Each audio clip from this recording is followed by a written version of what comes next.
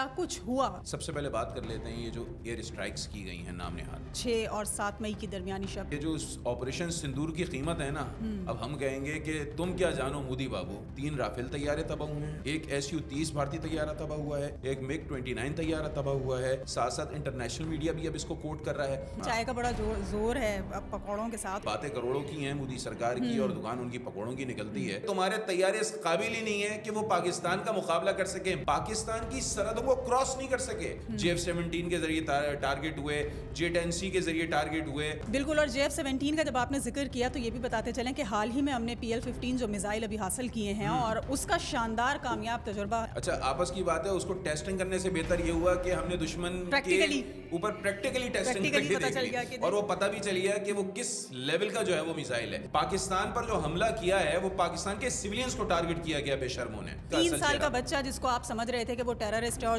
مسجدوں کو نشانہ بنایا گیا, مساجد کو نشانہ بنایا گیا, مساجد کو جو ہے نشانہ بنایا گیا. متاثر ہوئے. پاکستان نے کوئی بھی حملہ کیا ہے کبھی بھارت پر یا بدلہ لینے کی کوشش کی ہے, کیا کسی مندر کو ٹارگٹ کیا؟ تو وہ فیس سیونگ کرنے کے لیے آئے, اب الٹا ہو گیا, فیس سیونگ بھی نہیں ہو سکی بلکہ اور گندے ہو گئے. پاکستان حملہ کرے جوابی حملہ کر سکتا ہے.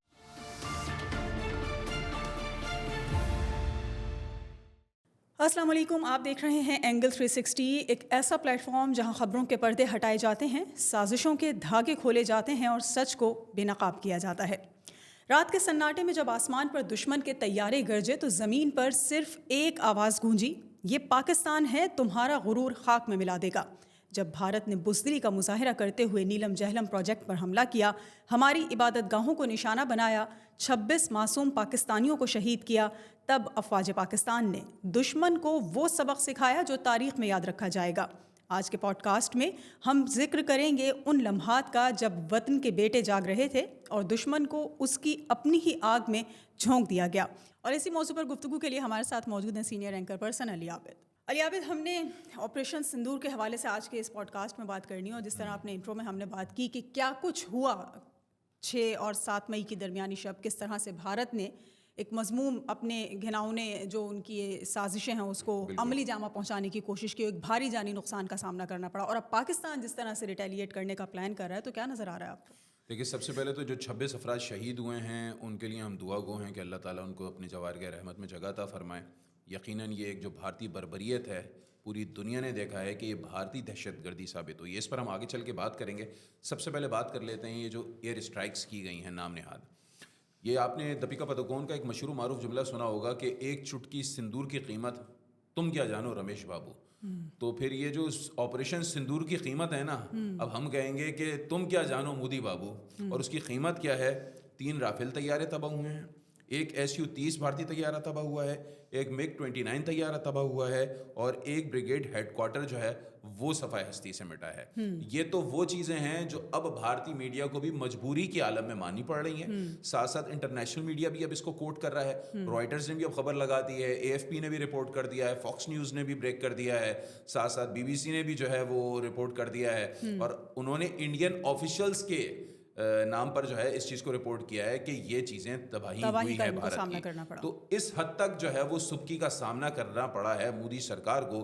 باتیں بہت بڑی بڑی کی گئی تھیں, جیسے کہ ہم نے پہلے بھی ایک بات کہی تھی نا کہ باتیں کروڑوں کی ہیں مودی سرکار کی اور دکان ان کی پکوڑوں کی نکلتی ہے. تو باتیں تو انہوں نے بہت بڑی بڑی کہی تھی کہ وہ پاکستان کے پکوڑوں سے مجھے یاد آ گیا, چائے کا بڑا زور ہے پکوڑوں کے ساتھ, اور جو جوڑ ہے ویسے چائے نہیں پینی تھی, اس نے پاکستان کی سرحدوں کو کراس نہیں کیا. نہیں مطلب ان کی اپنی مطلب اتنی یہ دیکھیں نا کہ مودی سرکار کی اس سے زیادہ انسلٹ کیا ہوگی. ان کی اپنی عوام جس کو وہ سو کالڈ جنتا کہتے ہیں کہ جی وہ بہت فیوریٹ ہیں مودی اپنی جنتا کے, تو وہ خود ان کو کہہ رہے ہیں کہ جی آپ سائڈ پہ ہو جائیے, واپس اپنا چائے کا کام شروع کر دیجیے, آپ کا کام نہیں ہے اور نہ ہی آپ یہ سنبھال سکتے ہیں جو بھی آپ کے اوپر ذمہ داری ڈالی گئی. دیکھیں مودی صاحب نے بہت بڑی بڑی بھڑکیاں ماری تھیں. انہوں نے عالمی, اگر ہم بات کریں عالمی افق پر کیا باتیں کی تھیں, وہ جب بھی انٹرنیشنل فورمز پہ جایا کرتے تھے, چاہے یونائٹڈ اسٹیٹس کے فورم پہ جائیں یا پھر مغربی ممالک کے دارالحکومتوں میں جائیں, تو وہ وہاں پر جا کے یہ کہا کرتے تھے کہ ویسٹرن کنٹریز کے لیے سب سے بڑا خطرہ چائنا ہے. امریکہ کو وہ یہی بات کیا کرتے تھے نا کہ چائنا اس وقت سب سے بڑا خطرہ ہے. اچھا یہ جو خطرہ ہے نا وہ خطرہ صرف معاشی میدان میں نہیں بتایا کرتے تھے بلکہ فوجی میدان میں بھی بتایا کرتے تھے. بہترین ایئر فورس ہے, بہترین نیوی ہے ہمارے پاس, جو ہے وہ اتنے بڑے اسکواڈرن ہیں طیاروں کے, ہمارے پاس جو ہے وہ اتنی جو ہے وہ لاکھ آرمی ہے, کم و بیش کوئی 23-24 لاکھ آرمی ہے. پھر بتا دیتے کہ بحری بیڑے ہمارے پاس ایسے ہیں. چائنا کو اگر نتھ ڈالی جا سکتی ہے تو بھارت ڈال سکتا ہے, یہ جا کے مودی سرکار بتایا کرتی تھی. اب وہ کیا بتائے گی, وہ یہ بتائے گی کہ تمہارے طیارے اس قابل ہی نہیں ہیں کہ وہ پاکستان کا مقابلہ کر سکیں, بلکہ پاکستان کی سرحدوں کو کراس نہیں کر سکے.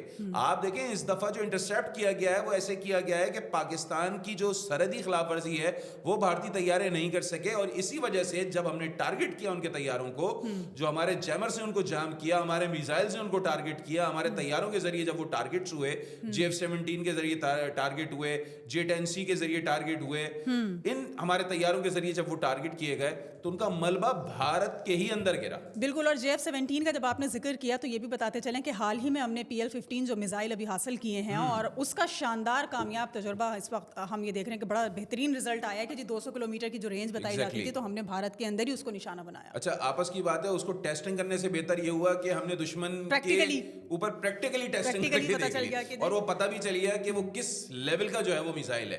دیکھیں اب ساری کی ساری بات کیا ہے کہ دنیا میں اس وقت سبکی ہو رہی ہے بھارت کی اور مودی سرکار کی. مودی صاحب کی جتنی بھی باتیں تھی نا, اب انٹرنیشنل میڈیا بھی ان پہ ہنس رہا ہے. دیکھیں وہ دنیا کی ایک بہت بڑی مارکیٹ اپنے آپ کو گردانتے ہیں, وہ دنیا کی ایک بہت بڑی اقتصادی قوت اپنے آپ کو بتاتے ہیں, دنیا کی ایک بہت بڑی فوجی قوت کے طور پر اپنے آپ کو پورٹرے کرتے ہیں.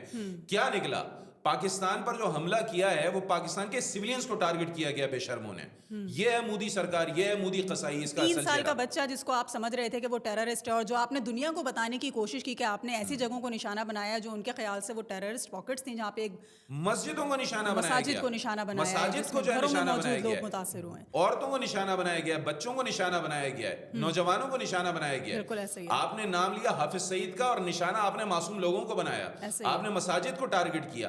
آپ سیدھی سیدھی ایک چیز دیکھیں, پاکستان نے کبھی بھی اس سلسلے میں کوئی اگر حملہ تو ویسے پاکستان نے کبھی کیا نہیں ہے, لیکن اگر ریٹیلیٹ کے نام پر اگر پاکستان نے کوئی بھی حملہ کیا ہے کبھی بھارت پر یا بدلہ لینے کی کوشش کی ہے, کیا کسی مندر کو ٹارگٹ کیا, تب بھی جنگی اصولوں کو مد نظر رکھا جاتا ہے نا کہ آپ نے خواتین کو, بچوں کو, بیماروں کو, عبادت گاہوں کو نشانہ نہیں بنانا ہے. ہم تو ہر طرح سے انہی اصولوں کو فالو کرتے نظر آ رہے ہیں. جس ایک عالمی ضابطے ہوتے ہیں نا, اصول ہوتے ہیں جنگ کے. دیکھیں اسلام بھی ایک جنگ کے اصول اور ضابطے دیتا ہے, اقوام متحدہ کے چارٹر میں بھی کچھ اصول اور ضابطے لکھے ہوئے ہیں کہ جنگ میں سویلینز آبادی کو نشانہ نہیں بنایا جائے گا, عورتوں اور بچوں کو نہیں نشانہ بنایا جائے گا. اگر فوجی تنصیبات پر بھی حملہ کیا جا رہا ہوگا تو عورتوں اور بچوں کا خیال کیا جائے گا.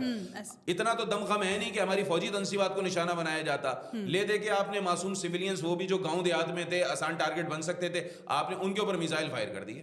اوکے. اچھا پھر ہم یہ بھی دیکھ رہے ہیں نا کہ جہاں پر جس طرح آپ نے کہا کہ اس وقت عالمی سطح پر شدید سبکی کا سامنا ہے مودی سرکار کو, وہیں پر جو سب سے بڑا اس وقت ہمدرد سمجھ رہا تھا بھارت امریکہ کو اپنا, اور وہ یہ سمجھ رہا تھا کہ بڑی سپورٹ مل جائے گی اور میں قدم بڑھاؤں گا اور دوسرا قدم ٹرمپ کا ان کے ساتھ ہوگا, ایسا ہرگز بھی نہیں ہے. انتہائی شیم فل ایکٹ قرار دیا گیا ہے بھارت کے اس عمل کو, اور ببانگ دہل جس طرح پریس کانفرنس میں ٹرمپ نے کہا ہے کہ ہرگز توقع نہیں کی جا رہی تھی بھارت سے اس بچکانہ فیل کی, کیونکہ جس طرح سے کوششیں تھیں دونوں جانب سے تناؤ کو کم کرنے کی, اور ہم یہ دیکھ رہے تھے کہ امریکہ کے ساتھ ساتھ اور دیگر قوتیں بھی یہ چاہتی ہیں, چائنا خود اس چیز میں بیچ میں آ رہا ہے اور وہ بات کرتا ہے کہ میں ثالثی کرانے کی بات کر دیتا ہوں کہ جی ہم نہیں چاہتے, کیونکہ صرف 2 ممالک کی بات نہیں ہے, پورے خطے کی بات ہے, پورا خطہ اس سے متاثر ہوگا اور یہ جو ایٹمی وار ہے وہ ایک نیا تباہی کا سبب بن سکتا ہے. تو اس وقت مودی سرکار کو اگر ٹرمپ کی جانب سے ایک انتہائی شیم فل ایکٹ کا یہ سامنا ہے تو کیا ہم یہ سمجھ سکتے ہیں کہ مستقبل میں بھی امریکہ جو ہے وہ مودی سرکار کو کوئی خاص ویلیو دیتا نظر نہیں آ رہا؟ دیکھیں بات پتہ ہے کیا ہے, جو سفارتی نارمس کو تھوڑا بہت بھی سمجھتے ہیں نا, وہ شرمناک لفظ کو نا بہت اہم سمجھتے ہیں.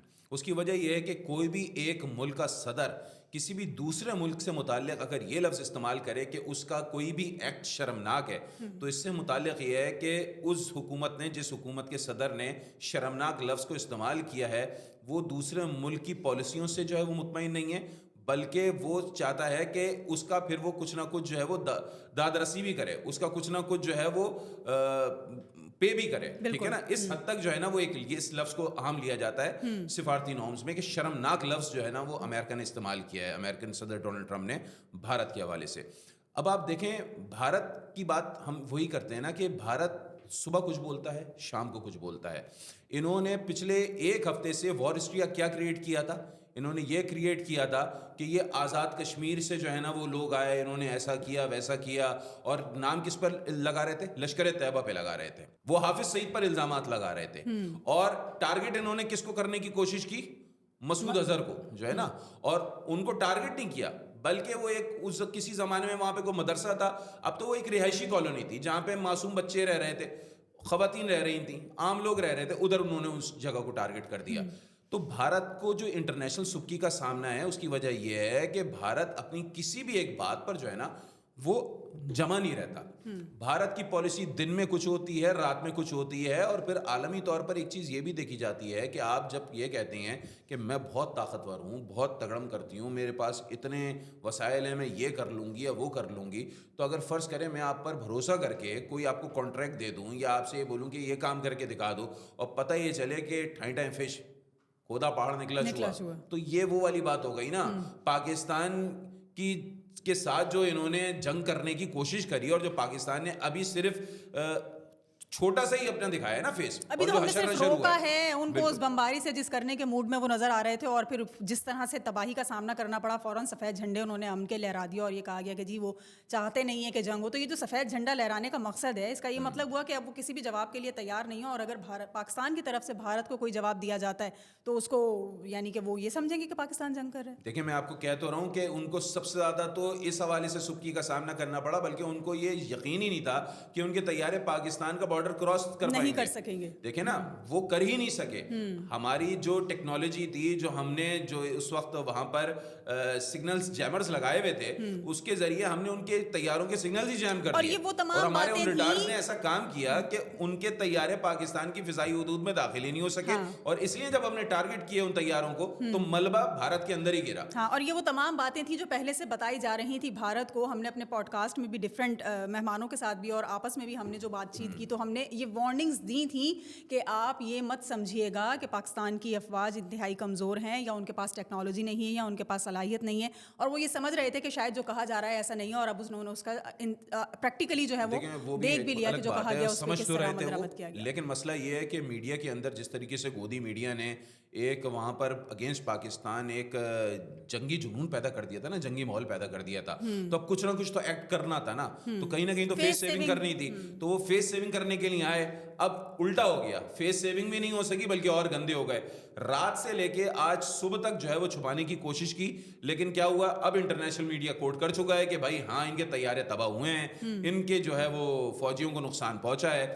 اور آپ ایک اور چیز دیکھیں, آج جو دن میں ایک پریس کانفرنس رکھی گئی نئی دہلی میں, بیچ میں جو ہے وہ ان کی منسٹری کے کوئی شخص بیٹھے, اور رائٹ ہینڈ پر جو ہے وہ ایئر فورس کی خاتون بیٹھی, اور لیفٹ ہینڈ پر جو ہے وہ ایک آرمی کی کوئی خاتون بیٹھی. اب آپ خاص بات یہ دیکھیں, عمومی طور پر جو ہے وہ آتے ہیں مرد آگے بیٹھتے ہیں, بلکہ خود مودی صاحب آگے بیٹھتے ہیں نا, مودی نہیں بیٹھتے تو ان کے وزیر خارجہ بیٹھتے, وزیر دفاع بیٹھتے, اور آگے یا قومی سلامتی کے جو ان کے چیئرمین ہیں وہ آگے بیٹھتے اور آگے بتاتے کہ بھائی ہم نے ایسا کر دیا, ہم نے ان ٹھکانوں کو نشانہ بنا دیا. لیکن اب وہ چہرہ کس چیز کا دکھائیں؟ انہوں نے بالکل تھرڈ ٹیئر کے جو اپنا فوجی جو ان کی خواتین تھیں ان کو انہوں نے بٹھایا وہاں پر, اور ایک پتہ نہیں کون سے ان کے وزارت خارجہ یا وزارت دفاع کے شخص تھے, وہ وہاں پر آ کے بیٹھے اور انہوں نے سمپل بتا دیا جی وہ رات کو اس طریقے سے ایئر اسٹرائکس ہوئی تھی, وہاں پر ہم نے ان کو نشانہ بنانے کی کوشش کری. اور جب ان سے سوال ہوا اسی حوالے سے کہ آپ لوگوں کی کیا جو ہے وہ انسٹالیشنز کو نقصان پہنچا ہے اور آپ کے طیاروں کو نقصان پہنچا ہے, تو اس میں وہ آئیں بائیں شائیں کر کے نکل گئے. تو اب مودی صاحب ہو گئے یا ان کے وزراء ہو گئے یا ان کے سیکرٹریز ہو گئے یا دیگر سیاستدان ہو گئے, اب وہ عوام کو فیس نہیں کر سکتے. انہوں نے جس طریقے سے ایک وار ہسٹری کریٹ کیا تھا اس میں بھی پہلے وہ ناکام ہوئے, پھر انہوں نے رات کو کچھ نہ کچھ کرنے کی تو کوشش کری, لیکن اب منہ کی کھانی پڑی. اور اب سب سے بڑا مسئلہ کیا ہو گیا, اب یہ ہو گیا ہے کہ اقوام متحدہ کا جو چارٹر ہے اس کا آرٹیکل 51 جو ہے, اب وہ پاکستان کو اس بات کا حق دیتا ہے کہ پاکستان حملہ کرے, جوابی حملہ کر سکتا ہے. تو اور پاکستان نے کہہ بھی دیا ہے, اور آج نیشنل سیکورٹی کونسل کی جو میٹنگ ہوئی ہے اس میں وفاقی حکومت نے اب فوج کو اختیار دے دیا ہے کہ وہ فیصلہ کر لے کہ حملہ کب, کہاں اور کس وقت کرنا ہے. تو اب اس وقت مودی اور گودی میڈیا کی جو ہے نا وہ زمین جو ہے نا وہ گرم ہو چکی ہے, اور ان کو سمجھ میں نہیں آ رہا کہ اب حملہ ہوگا تو کب ہوگا, کدھر ہوگا اور کہاں ہوگا. لیکن عین ممکن ہے کہ جلد ہوگا اور بھرپور ہوگا۔ بہت شکریہ علی عابد آپ کا۔ یہ صرف جنگ نہیں تھی بلکہ پیغام تھا کہ جو قوم اپنی مساجد پر حملہ برداشت نہیں کرتی وہ اپنے دشمن کو مٹی میں ملا دیتی ہے۔ قومی سلامتی کمیٹی نے اعلان کیا ہے کہ دشمن کی ہر سندور بھری مانگ اجاڑ دی جائے گی۔ افواج پاکستان چوکنا ہیں، تیار ہیں اور قوم ان کے شانہ بشانہ ہے۔